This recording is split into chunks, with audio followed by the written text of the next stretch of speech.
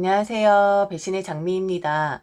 오늘 이야기는 한 가정에서 벌어진 갈등에 관한 사연입니다. 과연 이 집안에 어떤 사정이 있었을지 사연 속으로 들어가 보겠습니다. 잘 되면 자기 아들 덕, 못 되면 들어온 사람이 며느리 탓. 이런 사고방식을 갖고 사시는 분이 바로 저희 시부모님이셨습니다. 결혼 생활 10년 동안 저는 그 사실을 까마득히 몰랐었고요. 며느리란 위치가 시댁에 들어온 사람이니까 좋은 모습을 보여줬을 땐 우리 며느리가 최고다 라고 치켜세움을 받는 입장이고, 만일 들어온 며느리가 제 위치를 다하지 못하고 부족한 모습을 보인다면 당신들 자식은 아니니까, 남의 자식이니까 바로 내처질 위기에 처해지는 것이 바로 며느리란 사람인 것 같더라고요. 인간이 이기적인 마음, 손해보지 않으려 애쓰는 인간의 마음 다 알죠. 그런데 그렇게 내처지는 위기에 처해지는 불행한 운명이 저란 사람이 될 거라고는 생각지도 못했었습니다. 저는 10년 동안 시부모님에게 정말 사랑을 많이 받는 며느리였습니다. 하다못해 남편보다 저를 더 의지를 하실 정도였었으니까요. 왜 저를 그리 의지를 하셨냐? 그건 바로 제가 남편을 먹여 살리는 그런 며느리였었거든요. 허우대 멀쩡하고 학교도 제대로 나온 남편이었었는데 신기하리만큼 사회생활을 하는 데에는 너무 어려움을 겪더라고요. 연애 때만 해도 믿음직스럽고 책임감 강한 남자인 줄 알았었는데 결혼을 하고 보니 이 사람이 너무 아이 같았습니다.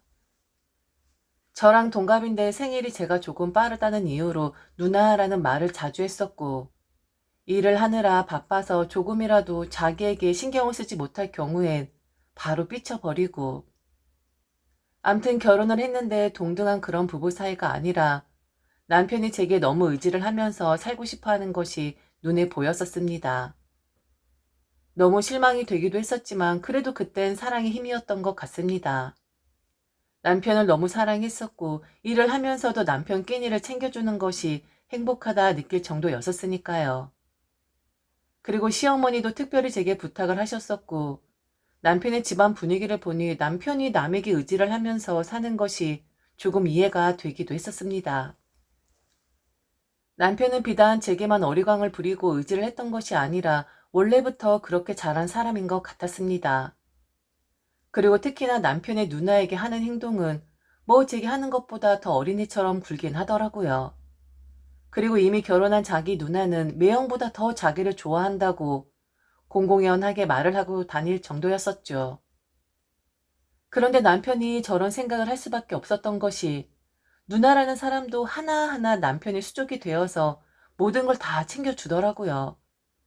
하다못해 돈이 없다고 하면 용돈까지 챙겨줄 정도였습니다. 변변한 일자리 하나 없이 집에서 놀고 있는 남편이었는데도 남편의 누나는 제게 그랬었습니다. 애 기죽이지 말라고 말이죠. 내 동생 기죽이지 마. 그리고 요즘에 능력 있는 남자보다 더 능력 있는 여자들이 판을 치는 법이야. 내 동생이 돈 안 벌고 올케가 돈 번다고 해서 억울하게 생각하지 말라고. 그리고 요즘 집안에 있는 남편들 퍼센트가 점점 더 는다고 하잖아. 괜히 내가 찔려서 이런 이야기 하는 것일 수도 있지만 암튼 요즘은 경제 구조가 많이 바뀌었기 때문에 돈을 더 잘 버는 사람이 버는 게 맞다고 생각해. 여자, 남자 따지지 않고 말이지. 그러니까 옳게 좀 잘 부탁해. 내 말 무슨 말인지 알아듣지? 그리고 덧붙여 시누이는 곧 좋은 날 올 것이고 지금 애가 마음을 다잡지 못해서 방황을 하고 있는 것뿐이니 지금은 압박을 하기보다는 응원을 해줄 때라고 말을 했습니다. 남편의 누나 말을 결혼 초기 땐 다 진심으로 들었고, 그리고 남편이 제게 의지를 하긴 하지만 다정하고 친절한 사람이긴 했었기에 그저 지금은 방황을 하는 시기라고 생각을 했었어요. 그렇게 1년, 2년, 3년, 4년 남편은 세월을 허비했고 저 혼자서 우리 집 가게 경제를 모두 책임져야 했습니다. 다행히 제가 돈 버는 수완이 있어서 남편이 굳이 일을 하지 않았어도 가게 경제를 운영하는 데에는 문제되지 않았어요. 그런데 한 해 한 해가 가면 갈수록 남편이 좀 걱정이 되더라고요. 도대체 언제까지 저렇게 일도 안 하고 집안에만 박혀 있을지 말이죠. 친구도 만나지 않았고 그냥 종일 집안에서 오락을 하거나 주식을 조금 하거나 하는 정도였었거든요. 앉아서 둘이 같이 이야기를 하고 싶었으나 솔직히 두려웠습니다. 남편이 제가 조언하는 말을 듣고 자존심 상해하지 않을까 싶어서요. 그래서 대화를 하고 싶은 마음은 굴뚝 같았으나 차일피일 미루게 되었었죠. 그렇게 저는 밖에서 열심히 일을 하고 남편은 집안에서 살림? 암튼 그 비스무리하게 한 건 있으니까 살림을 했다고 치죠. 그렇게 살고 있었는데 어느 날 시어머니가 제게 그러시는 거예요. 이제 어느 정도 결혼을 했고 익숙해졌으면 부모님을 좀 고려해야 하는 거 아니냐고 말이죠. 바로 용돈을 요구하셨던 거였습니다. 이제 그렇게 자리 굳어진 거 아니니? 우리 아들이 살림하고 네가 바깥일 하기로. 난 그런 거 하나도 흠 아니라고 생각해. 돈 잘 버는 여자 만나는 것도 일종의 남자 능력 아니니? 예전에나 남자가 밖에서 일해서 돈을 벌어야 한다고 생각을 했지. 요즘은 세상이 좀 많이 달라졌잖아. 그래서 말인데 이제 너들 위치가 굳어진 것 같으니까 이젠 부모한테 해야 할 도리를 좀 해야 하지 않겠어? 다음 달부터 용돈 좀 줘라. 내 친구들 아들들은 다 그렇게 한다고 하는데 지금 나만 용돈 못 받고 있어. 친구들이 자랑할 때마다 내가 속이 너무 상해서 그래. 나도 좀 자랑 한번 해보자. 그리고 니들이 돈을 줘도 우리가 그거 쓰겠니? 다 차곡차곡 모아서 나중에 니들한테 다시 돌려줄 거니까 아깝다 생각 말고 그냥 저금한다 셈 쳐라. 너 사업체 힘들어지면 나한테 꼭 말하도록 해. 내가 그땐 군소리 안 하고 바로 내어줄 테니까. 알겠지? 우리도 아들 부부한테 용돈 받아먹는 그런 소소한 재미 정도는 있어야 되는 거 아니니? 시부모님은 남편이 집에 있어도 전혀 개의치 않았었습니다. 그리고 그런 생활하는 남편이 여자복이 있어서 바깥에서 일을 하지 않아도 되는 당신 아들이 행복한 인생이라고 했었습니다. 그런 삶을 유지하게끔 해주는 제가 있어서 너무 고맙다고 저란 사람이 이 집안의 보배라고 하셨었죠.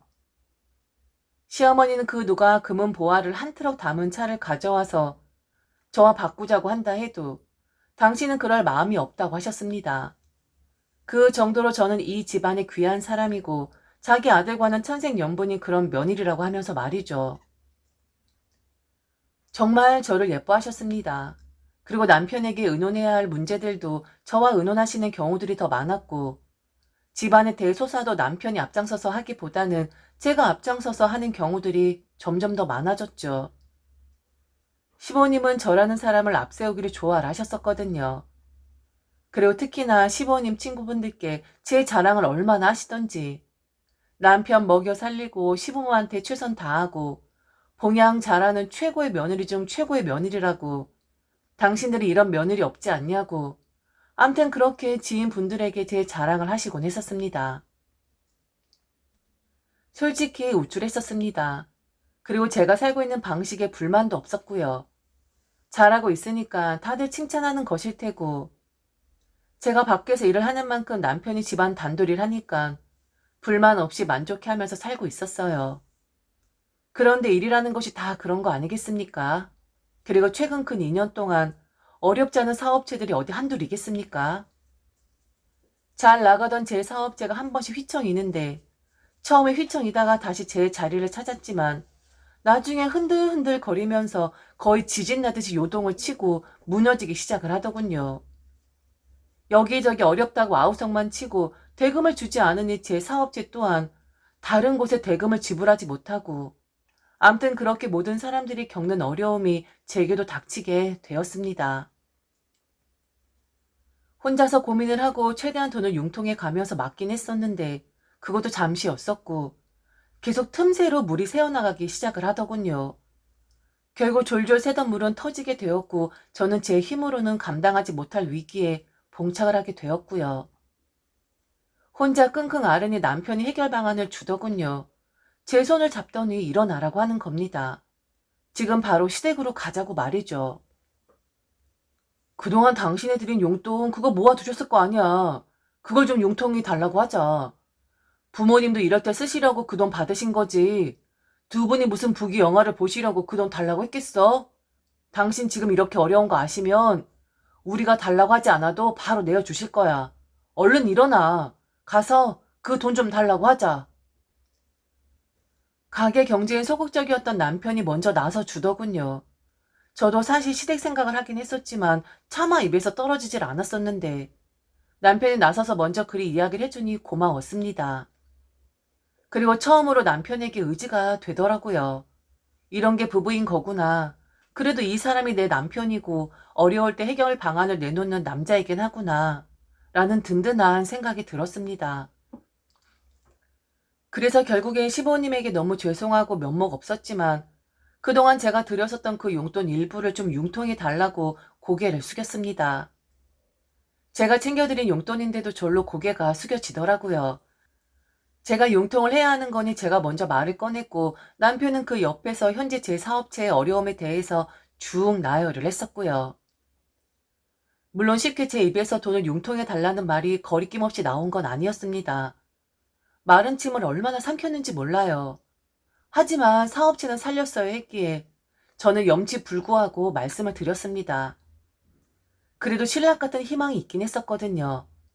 처음 용돈을 요구하셨을 때 시어머니는 분명히 그리 말씀을 하셨으니까요. 사업체가 어려울 때 혹시 급전이 필요할 때 꼭 이야기를 하라고. 이 말씀을 한두 번 하신 게 아니라 용돈을 이체시킬 때마다 말씀을 하시곤 했었거든요. 이 이야기는 남편 또한 알고 있었던 것이라 자금이 딸린다 했을 때 남편도 바로 시댁 생각을 했었던 거였고요. 그래서 믿었습니다. 저도 남편도 말이죠. 그래서 정말 말씀드리기 힘들었지만 저는 시부모님에게 용기를 내서 입을 떼었었고요. 그런데 결론은 저나 남편이 생각했던 방향이 아니었습니다.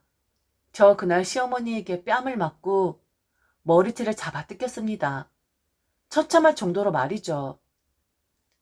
그리고 세상에 있는 욕 없는 욕 다 먹어야만 했습니다.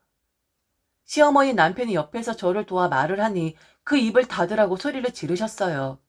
그리고는 저를 노려보면서 그리 말씀을 하셨죠.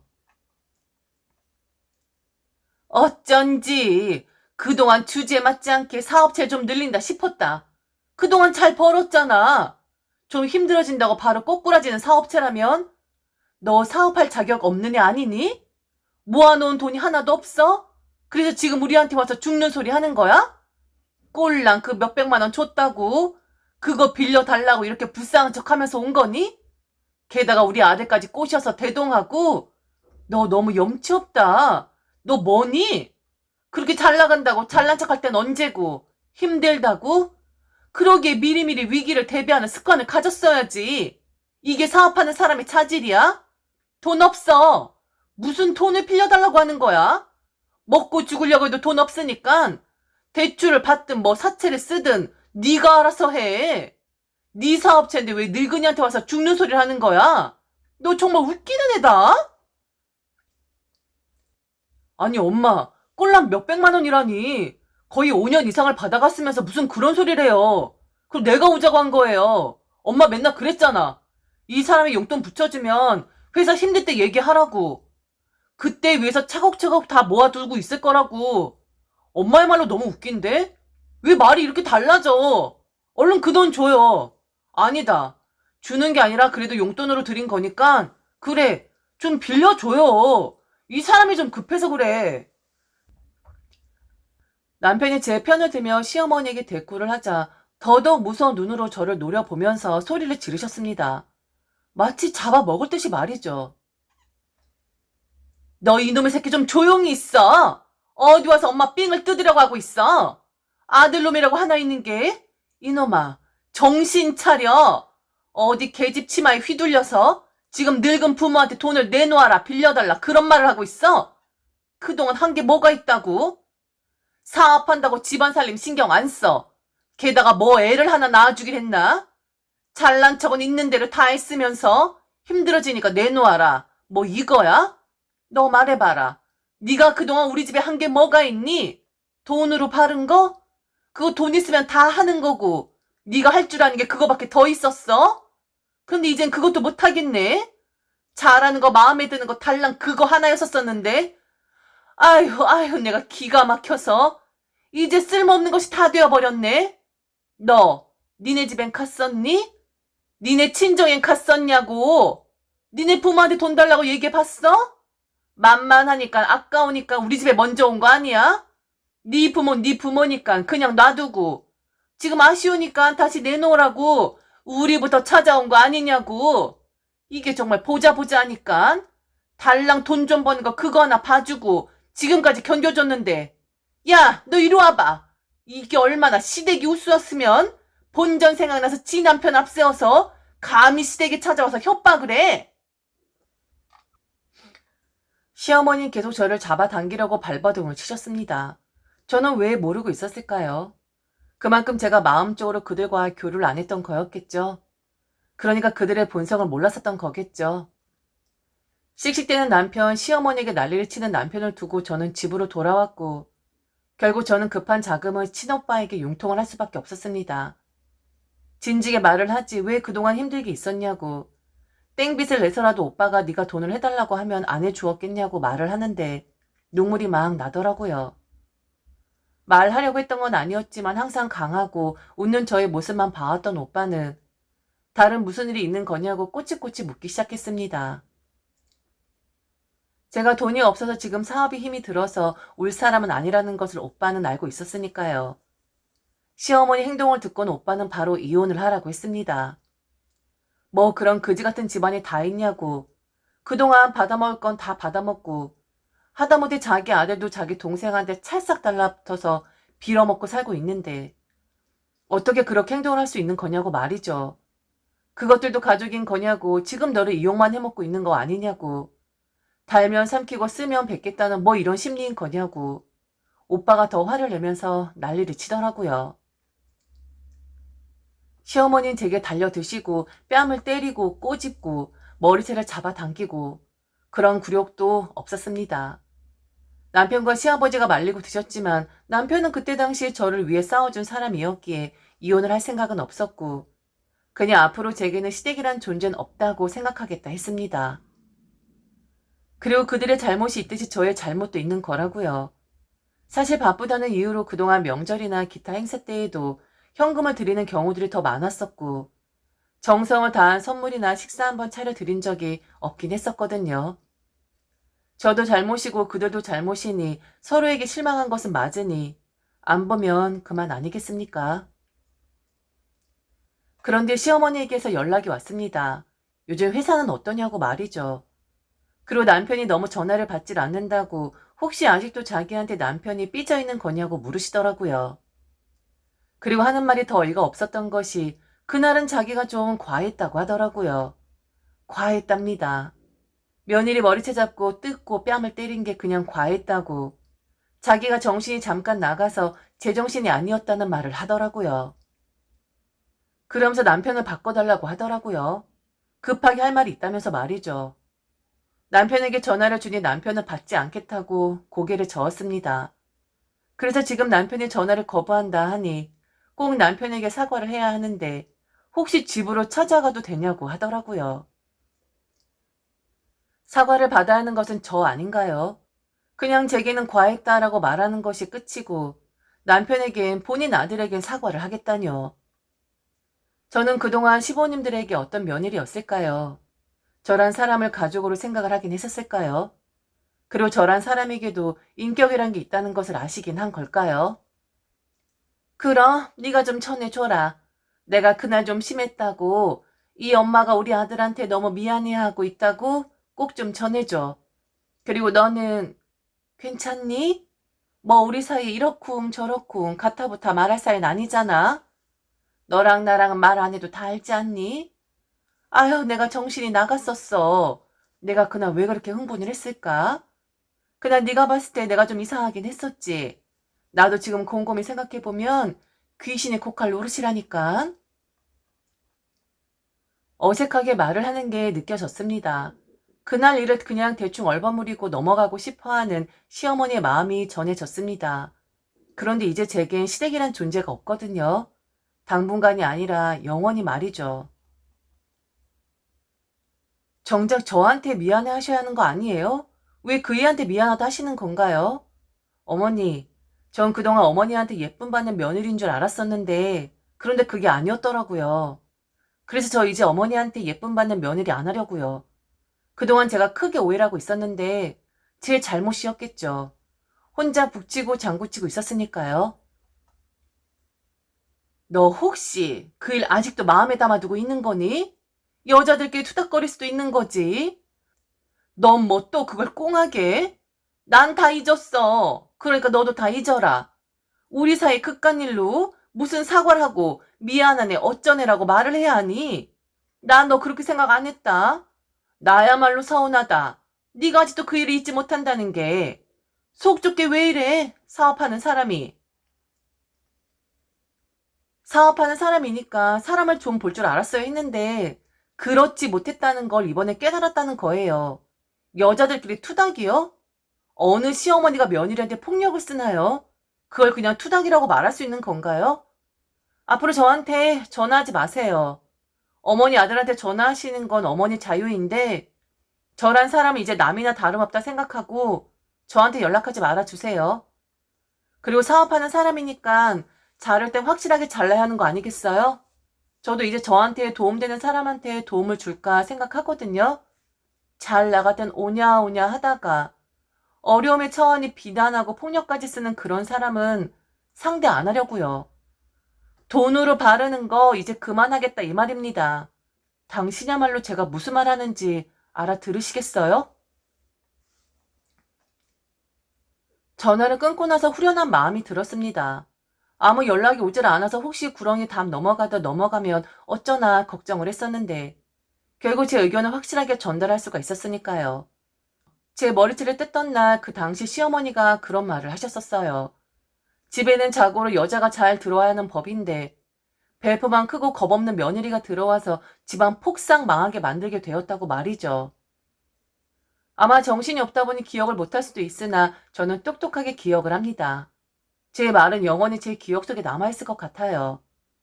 암튼 저란 사람은 시댁이란 곳에선 달면 삼키고 쓰면 뱉는 그런 존재였던 것임에는 틀림이 없습니다.